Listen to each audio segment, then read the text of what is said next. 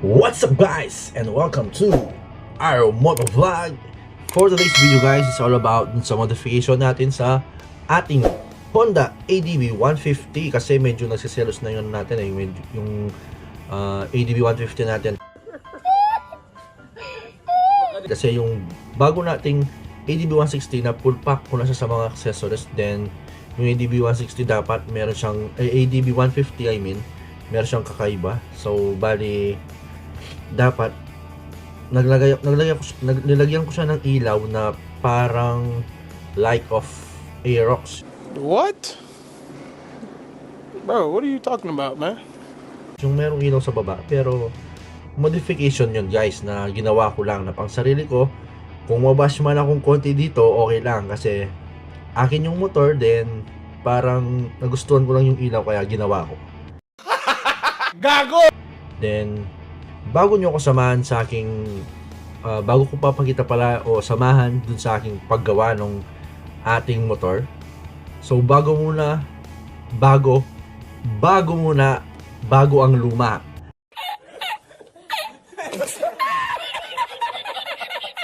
So syempre, pag bago muna, meron na tayong bagong sponsor sa ating riding jeans guys. Pow! So nabigla nga kami na binigyan kaming kanina paggising ko. Tapos meron nagaya sa amin na mag-lunch. Tapos then diretso pala kami sa kina Blackburn, Sir Blackburn, na binigyan tayo ng ng opportunity na makapag pili ng mga jeans like that. So kala ko magsukat-sukat lang, then sponsor pala yun guys. A big thank you po sa nag-sponsor sa aming riding jeans. So nabigla nga kami. So kaya nga nabigla nga kami kasi dalawa kami ng aking misis na nabigyan ng riding jeans. Sana all. So wala nang patumpik-tumpik pa. Maraming salamat sa aming sponsor na ayaw magbigay ng pangalan, pero syempre thankful naman ako kahit hindi sila nagpapakilala at binibigyan tayo ng mga like this na mga memorable moments. Nice.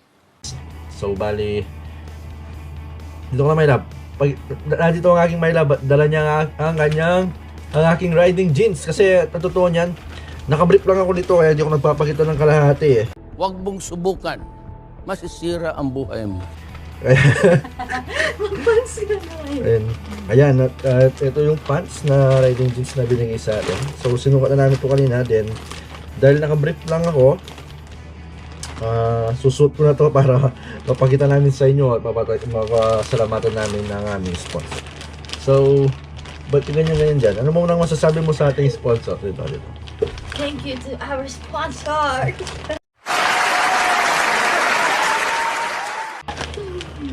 Medyo hiyaya pa siya, pero guys, ang totoo niyan, walang hiya pag pag naka-off camera, nag-vlog siya, pero pag ganyan, medyo nahihiya siya. Ako, wala talaga akong hiya. Tutulutin niyo naman, nakabrief ako pag ganito, tatayo ko. Yan o. Ang galing! Ang galing!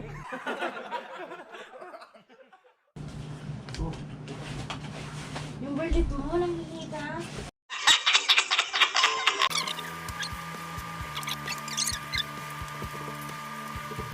Yo, what's up guys? Tingnan nyo naman guys, ang ating riding jeans. So, nakikita nyo naman sa kanya, sa akin. So, yung mga pads niya guys, hindi muna namin linagay pero kita-kita nyo naman, as usual.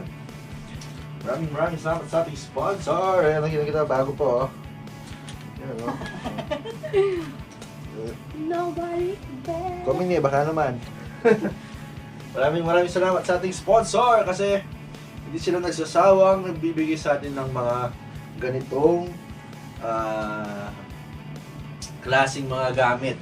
So bali, siyempre yung mga moments na ganito guys, at saka pag ayaw nila magpakilala, okay lang kasi hindi naman lahat ng sponsors is i-pledge na lang yung mga pangalan nila. Meron talagang mababait na tao na hindi nila ayaw nilang magpakilala, pero dahil nasisiyan sila sa mga vlogs natin at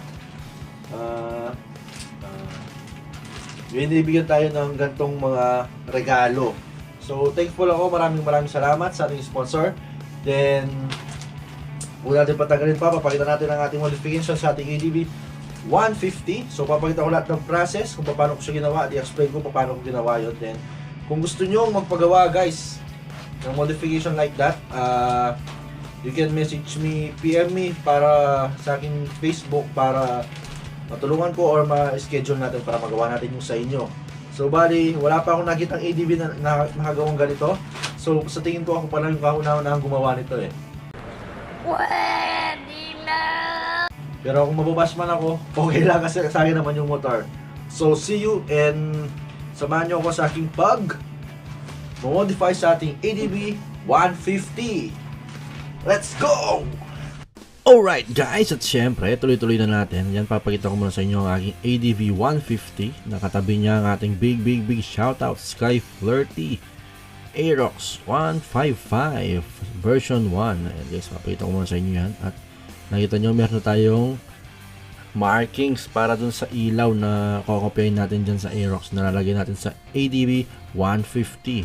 At syempre, walang ano pamanat. And start na natin ang pagbaklas sa ating tape na linagay sa ating Aerox para malipat natin sa ating ADB 150 kasi guys yun yung kukunan natin yung pinakasukat.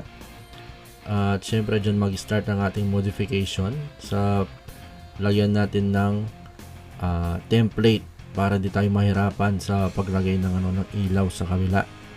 Syempre guys, walang ilaw na ganyan yung ADB, so naisipan ko na siyang lagyan kasi pag tinitingnan ko yung motor paggabi talagang nakukulangan ako sa ilaw niya.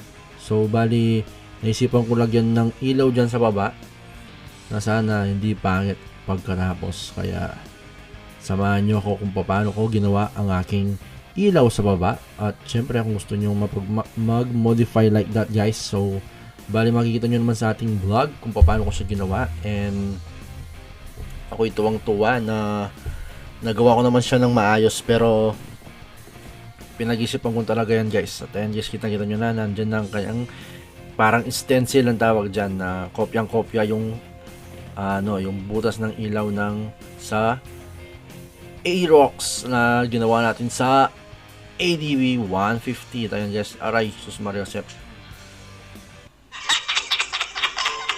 At ayun nga guys, nakita nyo ba? Tumama yung likuran ko sa likod ng Honda Beat. At syempre habang minamodify ko at binubutasan ko ang ating fairings, hindi mawawala ang big shoutouts. Hindi mawawala yun sa atin guys. Syempre ang una sa ating list ay si Sir Ino Damasco. Maraming salamat sa iyo sir. At ang kasunod niya si Sir Onyan Belabu. Ang kasunod niya ay si Sir Herson Dakil. At ang kasunod niya si Sir Ariadna Eve Balisco. Maraming salamat sir. At ang kasunod niya si Sir Ronelo Resaba. Shout out to you brother Ron. Maraming salamat sa iyong pag-comment. Ang kasunod si June Dano. Maraming salamat boss sa iyong pag-comment at new subscriber para si sir. Maraming salamat sa iyo. At ang kasunod niya si Sir Anthony Roman. Maraming salamat sa iyo sir. Ay si Sir Aeronix. Maraming salamat sa iyo sir. At ang kasunod na syempre ay si Sir Andre Cabrera. Ang pinakamalupit nating shoutout. Ayun na guys, at inimpisan niya kanyang Mr. Iskiri. At panoorin natin siya guys sa inyo. Tingnan nyo naman guys, paano hindi sisikat to. Tingnan nyo naman yung ginagawa niya. Oh.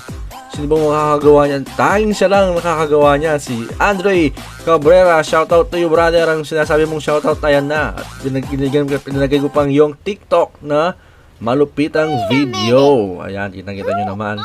Tuwan-tuwa pa siya dito sa aking ginawang ito. Hindi ko alam pag nakita niya to, lalabas pa siya sa kanilang bahay.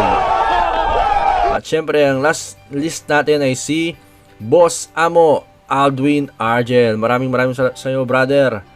More rides to us. Sana magkita tayo ulit soon. At doon na nagtatapos ang ating shoutout. Syempre, tuloy-tuloy na natin guys. Syempre, tapos na ang left, ang right naman ang ating bubutasan para tuloy-tuloy ang ating paggawa.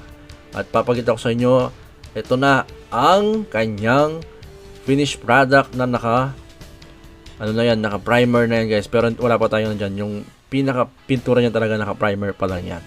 At ayan, kitang-kita nyo naman, naka-ready na ang ating ADB 150. Ayan, papakita ko muna sa inyo ang ating finished product. Ayan. At nakalinya na ang mga kuryente niya, so pwede nating ilagay.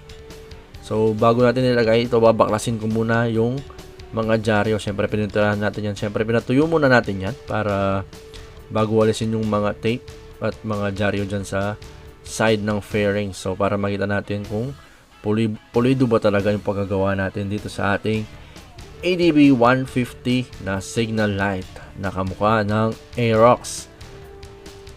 At nakikita ko naman parang medyo pulido naman eh. Pero makikita natin yan guys pag nakalagay na sa ating motorcycle. Ayan, natapos na yung isa. So dito muna tayo sa kabila para ready to lagay na sa ating ADB 150. At syempre ayan, so sindihan muna natin yung ating motor guys. So tetestingin muna natin yung mga ginawa natin. At syempre lininyahan ko muna yan. Hindi pwedeng ang linya guys, hindi natin sinira ang ang buong harness ng ADB. So bali outside lang tayo naglinya-linya para hindi masira yung original na linya ng ADB 150 natin. So left and right, ayan.